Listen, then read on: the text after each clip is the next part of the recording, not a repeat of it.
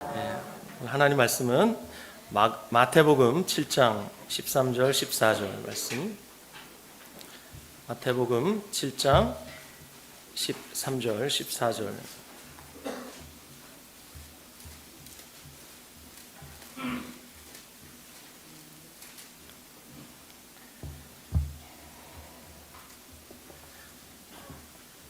네, 찾으셨으면 우리 함께 봉독하시겠습니다. 시작. 좁은 문으로 들어가라. 멸망으로 인도하는 문은 크고 그 길이 넓어 그리로 들어가는 자가 많고 생명으로 인도하는 문은 좁고 길이 협착하여 찾는 자가 적음이라. 아멘. 네, 한 군데 더 보시겠습니다. 누가복음 13장 22절에서 24절까지 역시 다 함께 봉독하겠습니다. 누가복음 13장 22절에서 24절입니다. 시작. 예수께서 각 성 각 마을로 다니사 가르치시며 예루살렘으로 여행하시더니 어떤 사람이 여짜오되 주여 구원을 받는 자가 적으니이까. 그들에게 이르시되 좁은 문으로 들어가기를 힘쓰라. 내가 너희에게 이르노니 들어가기를 구하여도 못하는 자가 많으리라. 아멘. 예, 오늘 저는 이 두 본문을 중심으로 십자가를 선택하라, 십자가를 선택하라, 이와 같은 제목으로 하나님 은혜의 말씀 나누도록 하겠습니다. 프랑스의 철학자이자 소설가였던 장폴 샤르트르가 인생은 B와 D 사이의 C라고 말했습니다. 인생은 B와 D 사이의 C다. 여기서 B는 birth, 즉 출생을 가리키고요. D는 death, 즉 죽음을 가리킵니다. 인생이 이렇게 출생과 죽음 사이에 있는 것이라고 해요. 그것이 바로 C다라고 말했는데 C는 영어로 choice, 즉 선택을 가리킵니다. 이 말을 통해서 샤르트르는 인생은 태어날 때부터 죽을 때까지 선택의 연속이라는 것을 말했습니다. 맞습니다, 여러분. 샤르트르의 말 맞다나 우리는 아침에 눈 뜰 때부터 저녁에 눈을 감을 때까지 우리 모두는 매일 매순간 선택하며 삽니다. 그리고 이 선택은 죽는 날까지 계속됩니다.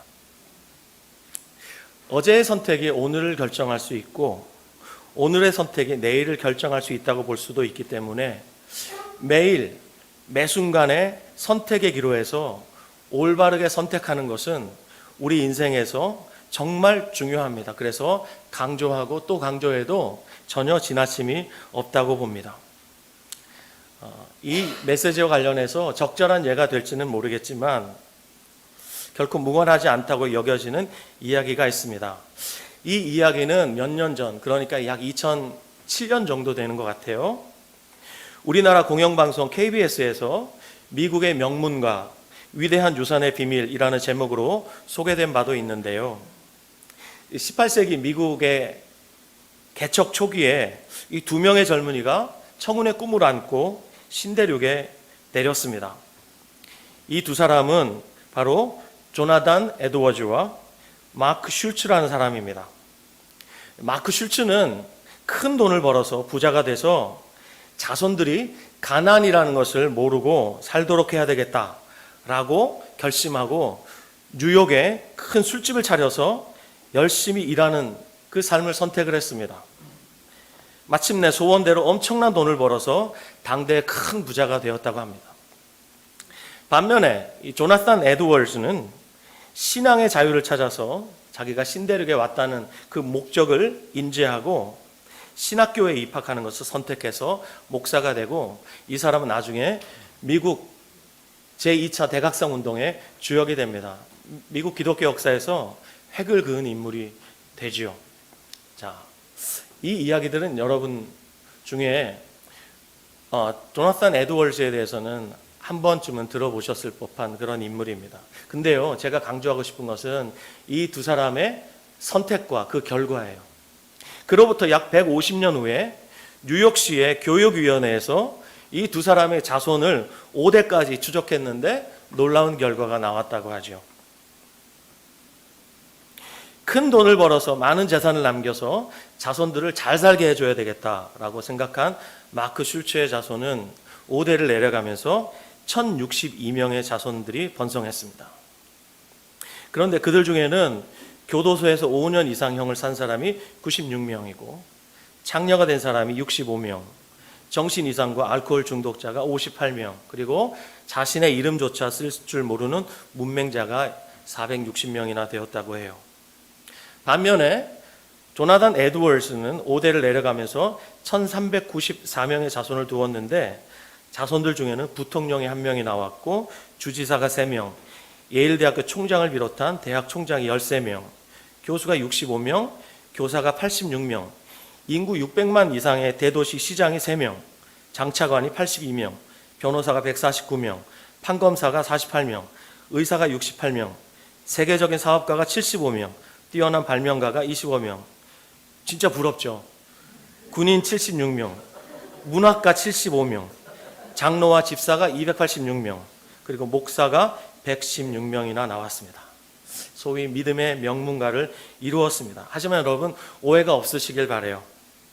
이 경건한 믿음의 사람이었던 조나단 에드워즈와 무신론자였던 마크 슐츠의 자손들을 비교한 이 통계는 같은 시대를 살았던 각각 다른 인물이 각각 다른 길을 선택했고 그 선택의 결과가 어떠했는지를 단순 비교한 것뿐이지 이것을 보편화시켜서 신앙의 가문은 다 잘되고 불신자의 가문은 다 망한다는 이런 바보 같은 얘기를 제가 하고 싶은 게 아니에요. 역사 속에서 여러분도 아시겠지만 예수를 잘 믿었는데도 그 자손들이 불행한 삶을 살았던 경우도 있었을 것이고, 반대로 예수를 안 믿었지만 그 자손들이 아주 부유하고 편안한 삶을 살았던 경우도 있었을 겁니다. 우리 주변에도 그런 사람들이 있지요. 오늘 본문에서 특별히 마태복음 7장 13절 14절은 선택과 관련된 예수님의 말씀이라고 생각합니다. 자, 마태복음 7장 13절 14절 다시 한번 보시죠.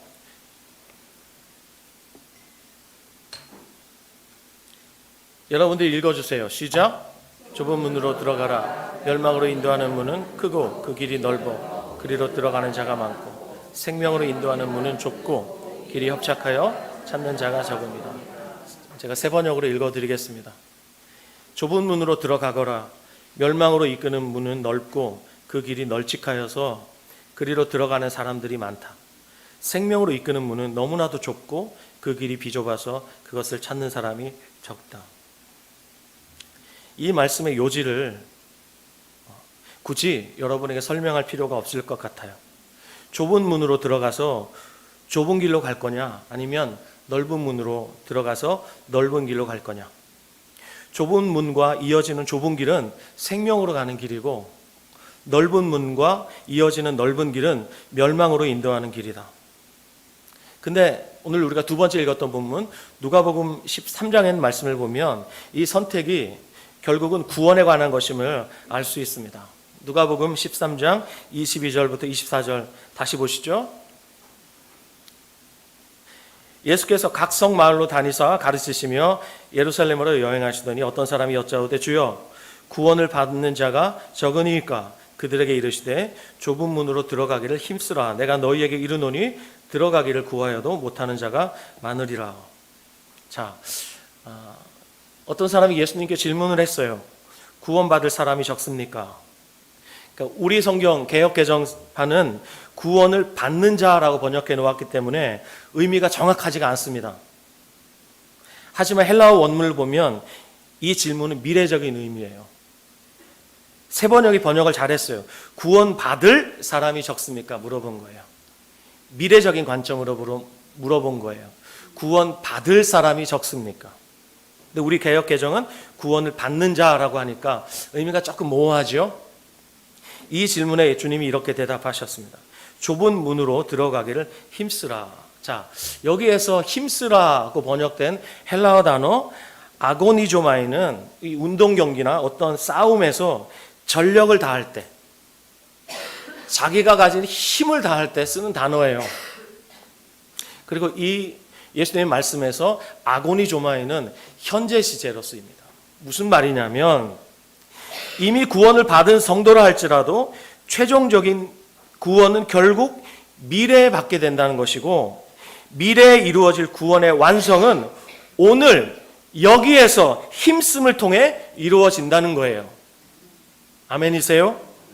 그래서 좁은 문 지나면 좁은 길이 있는 겁니다. 선택은 저와 여러분, 우리 그리스도인이나 세상 사람들이나 누구나 다 하는 거예요. 근데 모든 선택 중에서 가장 중요한 선택은 좁은 문으로 들어가기를 선택하는 거예요.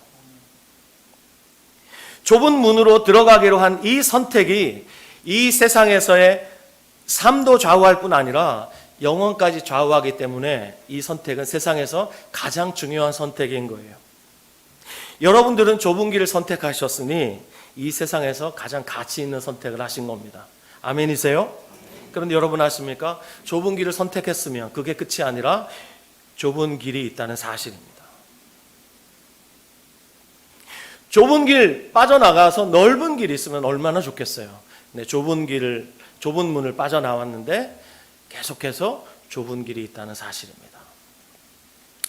20세기가 낳은 가장 탁월한 설교자라는 별명을 가진 영국의 설교자 마틴 로이드 존스는 이 좁은 문을 지나면 좁은 길이 있다는 사실에 대해서 이렇게 설교했습니다. 몇 구절만 여러분에게 읽어드리죠. 그리스도인의 삶은 아주 넓은 길이 아닙니다. 그것은 당신이 살아갈수록 점점 더 좁아집니다. 우리는 그리스도인의 삶을 시작하기 전에 그 길을 따라가려면 버려두어야 할 일들이 있다는 소리를 듣게 됩니다. 여지가 없습니다. 왜냐하면 까다롭고 좁은 길을 통과함으로 시작해야만 하기 때문입니다. 그리스도인의 삶의 길은 인기가 없습니다. 여러분 마라톤을 준비하는 사람 생각해 보세요. 거의 깃털 같은 옷을 입습니다. 그리고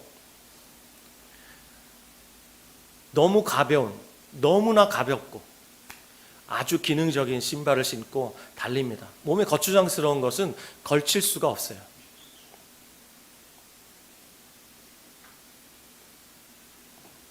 그것과 마찬가지로 좁은 문을 통과하려면 버려야 할 것들이 많다는 거예요. 버렸어요. 좁은 문 통과했어요? 그 다음엔 넓은 길이 있으면 얼마나 좋겠습니까? 넓은 길이 아니라 계속해서 그 길은 좁다고, 이건 제 말이 아니라 주님의 말씀입니다. 이미 여러분에게 여러 번 말씀드렸다시피 올해 설교 계획에서 매월 마지막 주일은 우리와 동시대를 살다 갔거나 혹은 동시대를 살고 있는 그리스도인들 중에서 소금과 빛된 삶을 사셨던 분들을 소개하는 날입니다. 오늘이 동시대의 인물을 소개하는 바로 그 날입니다. 선택이라는 주제와 관련해서 오늘은 경남 거창에 위치한 거창고등학교를, 오늘날의 거창고등학교를 일구신 고 전영창 교장 선생님을 여러분에게 소개하고자 합니다. 이분의 삶이야말로 좁은 문 지나서 좁은 길 가셨던 삶입니다. 제가 호칭을 지금부터는 전영창이라고 여러분에게 소개하겠습니다. 전영창은 대한민국 제1호 미국 유학생이었습니다. 미국 웨스트민스터 신학교에서 공부하셨고, 근데 3학년이 되던 해에 6.25 사변이 터집니다. 그 소식을 듣고 일주일 후에 당시 주미 대사였던 장면 박사에게, 장면 박사는 여러분들이 역사 속에서 익히 들어서 아시죠? 장면 박사에게 전화를 겁니다. 당장 귀국할 수 있도록 도와달라고 부탁을 합니다. 그러자 장면 박사가 만류합니다. 뭐라고 말하냐면, 총 들고 싸우는 것만이 애국은 아니다. 훗날을 위하여 준비하는 것도 애국이니, 그리고 미국까지 어렵게 왔으니 졸업장을 받고 돌아가는 게 좋겠다. 그래도 늦지 않다라며 만류했습니다. 그래서 전영창은 신학교를 조기 졸업하기로 결심하고 열심히 공부해서 남은 학기들을 일찍 마쳤습니다. 그리고 1951년 1월 10일 오후 7시 웨스트민스터 신학교 총장실에서 총장 부부와 몇몇 친구가 지켜보는 가운데 혼자만을 위한 졸업식을 마치고 한국으로 귀국했습니다. 이 전영창과 룸메이트였던 유명한 목사님이 계시는데 여러분이 한 번쯤은 들어보셨을 법한 미국 크리스탈 교회의 담임 목사였던 로버트 슐러 목사가 바로 전영창의 룸메이트였고, 나중에 한국을 위해서 그리고 전영창을 위해서 모금 운동을 벌여 큰 도움을 주었다고 알려져 있습니다. 귀국 후에 전영창은 전쟁에 참전했고 군복무를 마친 후에는 하나님께 간절히 기도하면서 이렇게 기도했다 그래요. 이 황폐해진 땅에서 내가 할 일이 무엇입니까? 제가 해야 할 일이 무엇입니까? 당시 전영창 정도의 스펙이면 얼마든지 편하게 대접받고 월급 많이 받고 출세가 보장된 그런 직장을 구할 수 있었지만 실제로 그런 추천서도 많이 받았다 그래요. 하지만 전영창은 경상남도 오지 거창 땅에 폐교 직전에 있는 학교를 인수합니다. 이 학교가 바로 거창고등학교예요. 그리고 기독교 정신을 바탕으로 올바른 교육을 하기로, 이렇게 애국하기로 선택합니다. 이 선택이 바로 지금의 거창고등학교의 씨앗이 되었다고 하죠. 이 전영창과 거창고등학교의 이야기는 책으로도 출판될 만큼 아주 유명하고요. 특히 한국이 낳은 세계적인 오케스트라 지휘자 정명훈 씨가 이 거창고등학교 두 아들을 입학시킬 정도로 이 거창고등학교는 지방의 명문 학교가 되어 있습니다. 무엇보다 거창고등학교 하면 이것이 유명하죠. 직업선택의 10계명. 거창고등학교를 졸업한 학생들은 전부 이 10계명을 가슴에 품고 졸업을 해요. 자, 10계명 하나하나 여러분에게 소개해드리겠습니다. 첫 번째, 읽어주세요. 시작. 우리는 어떻습니까? 많은 연봉을 주면 메뚜기처럼 여기저기 옮겨다니는 이 세태 아닙니까? 두 번째, 시작. 승진의 기회가 거의 없는 쪽으로 가라. 너무하다는 생각이 들죠? 세 번째, 시작. 모든 조건이 갖추어진 곳은 피하고 처음부터 시작해야 하는 황무지로 가라. 개척자의 정신 같아요. 네 번째, 시작. 앞다투어 모여드는 곳엔 절대 가지 말고 아무도 가지 않는 곳으로 가라. 점점 이상합니다. 다섯 번째, 시작. 내가 원하는 곳이 아니라 나를 필요로 하는 곳으로 가라. 여섯 번째, 시작. 장래성이 전혀 없다고 생각되는 곳으로. 일곱 번째, 시작. 사회적 존경 같은 것은 아예 바랄 수 없는 곳으로 가라. 여덟 번째, 한 가운데가 아니라 변두리로 가라. 자, 아홉 번째, 시작. 왕관이 아니라 단두대가 있는 곳으로 가라. 열 번째, 부모, 아내, 약혼자가 결사 반대하는 것이면 틀림없다. 의심치 말고 가라. 어떻습니까? 그냥 헛웃음이 나오시죠? 오늘 피자헛을 가고 싶네요. 정말 저도 처음엔 깜짝 놀랐습니다. 속으로 이렇게 생각했어요. 이건 뭐 너무 현실성이 떨어지는 거 아니야, 이런 생각을 했는데, 근데 가만히 계속 이 10계명을 묵상해 보다 보니까 이 10계명이 비현실적인 게 아니라 오히려 제가 너무 현실적인 것 같다는 생각이 들었습니다. 너무 세상 신화적인 제가 이 10계명 앞에서 너무 부끄러워졌습니다. 세상의 소금과 빛으로서 살아가려면 분명 구별되어야 하는데, 세상 가운데 살고 있지만 세상과는 분명 달라야 하는데, 여러분, 오늘날 기독교가 욕을 먹는 이유가 뭡니까? 도덕적으로 처박혀있기 때문입니까? 물론 그것도 이유는 될 수 있습니다. 하지만 세상 사람들이 우리를 욕하는 이유는 우리가 그들과 다르지 않기 때문입니다. 동의하시면 아멘. 특히 네 번째 계명 보십시오. 앞다투어 모여드는 곳엔 절대 가지 말고 아무도 가지 않는 곳으로 가라. 이 네 번째 계명, 오늘의 본문에서 예수님이 하신 말씀과 비교해 볼 때 표현만 다를 뿐이지 담고 있는 내용은 완전 똑같지 않습니까? 멸망으로 인도하는 문은 크고 그 길이 넓어 그리로 들어가는 자가 많고 생명으로 인도하는 문은 좁고 길이 협착하여 찾는 자가 적음이라. 여러분의 인생에서 최고의 결단을 하시고 좁은 문을 선택하신 여러분이 이 아침에 물어보고 싶어요. 좁은 문을 통과하셨으면 좁은 길 계속 가고 계시냐고요. 예수님 말씀처럼 좁은 문으로 들어가기를 힘쓰고 계시냐고 묻고 싶어요. 저에게도 질문하고 있는 것입니다. 좁은 문으로 들어가는 것을 계속 선택하고 계시냐고 묻고 싶은 거예요. 예수님은 힘쓰라 그랬어요. 이미 좁은 문 통과했는데 예수님의 말씀은 좀 어폐가 있어 보이죠. 좁은 문으로 들어가기를 힘쓰라고 계속 말씀해요. 좁은 문 지나 좁은 길이 있기 때문이죠. 최근에 우리 공동체가 아브라함의 생애를 묵상하고 있는데 이 아브라함의 생애를 묵상하다가 그리고 오랜만에 만난 수지호 형이와 함께 예배드리면서 깨닫게 된 것이 있어요.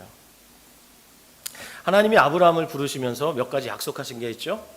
첫 번째, 내가 너에게 땅을 주겠다. 두 번째, 너로 큰 민족을 이루게 하겠다. 세 번째, 내 이름을 창대하게 하겠다.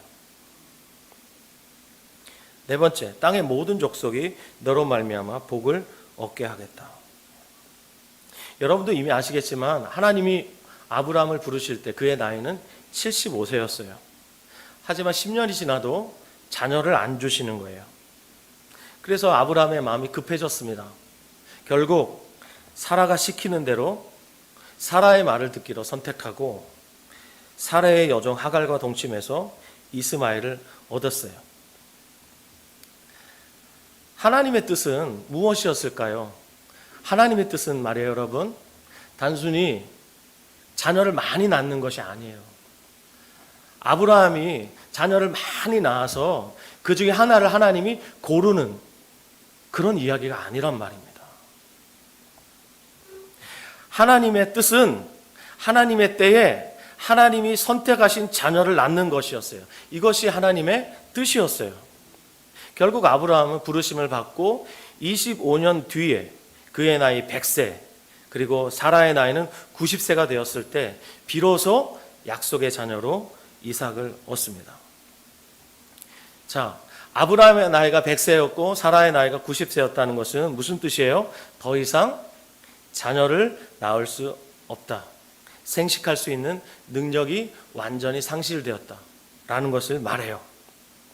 그렇습니다, 여러분. 약속의 자녀는 인간적인 가능성이 완전히 끝난 바로 그때, 바로 그 자리에서 주신 거예요.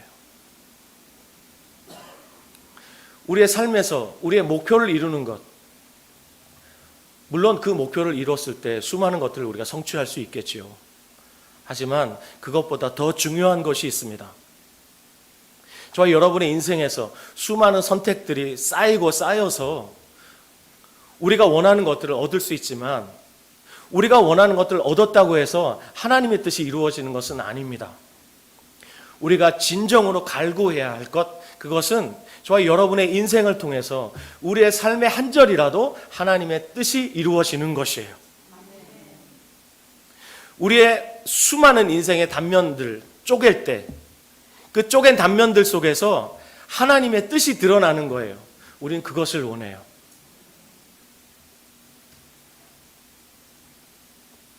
짐 엘리엇은 그래서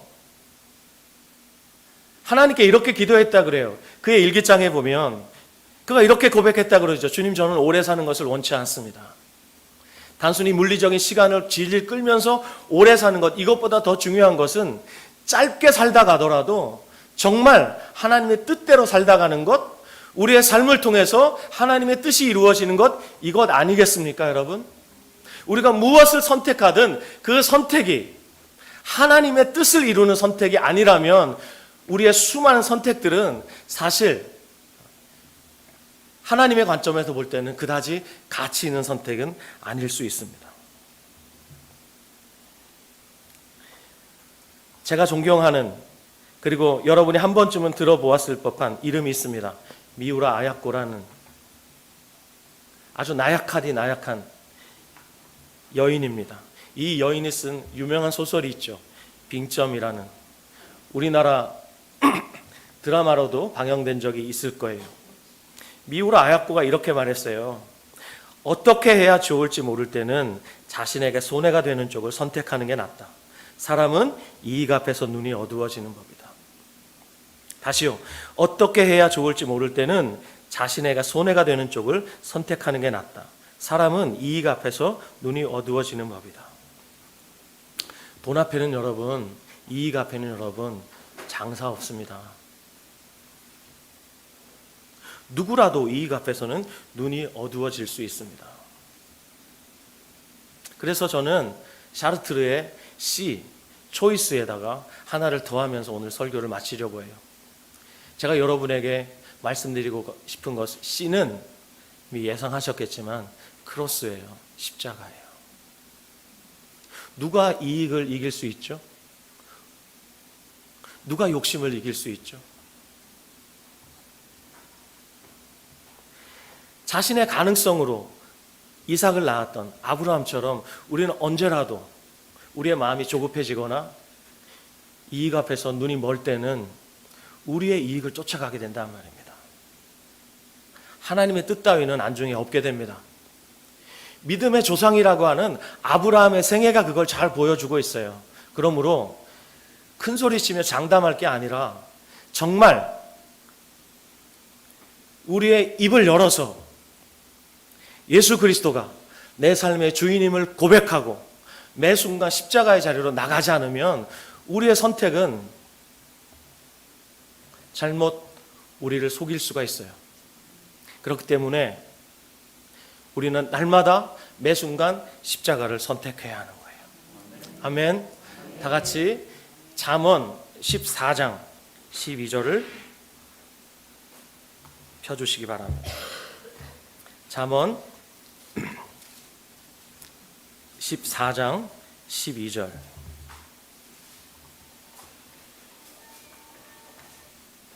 잠언 14장 12절.